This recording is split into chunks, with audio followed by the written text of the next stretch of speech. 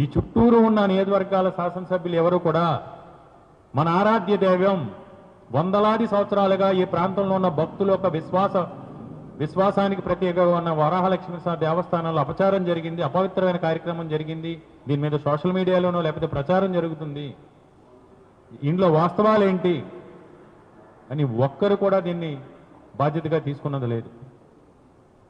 పైనుంచి ఏదో చెప్తారు అంటే వీళ్ళకి ఎందుకంటే మనం కూడా చూసాం నిన్న ఇక్కడ స్థానిక ఉన్న శాసనసభ్యులు కానీ ఎవరికి కూడా ఎలాంటి పవర్స్ లేవు. దానికి వాళ్ళ కూటమిలో ఉన్న శాసనసభ్యులే మనం మాట్లాడటం జరిగింది. రుషికొండ ప్యాలెస్ సంబంధించి గతంలో మన ప్రతిపక్షంలో ఉన్నప్పుడు మీరు దుమ్మెత్తి పోయమన్నారు జగన్మోహన్ రెడ్డి గారి మీద, వైఎస్ఆర్ కాంగ్రెస్ పార్టీ పైన అబండాలు ఏమన్నారు, అబద్ధాల అసత్యాలతో ఆ రుషికొండ ఒక పవిత్ర పుణ్యక్షేత్రం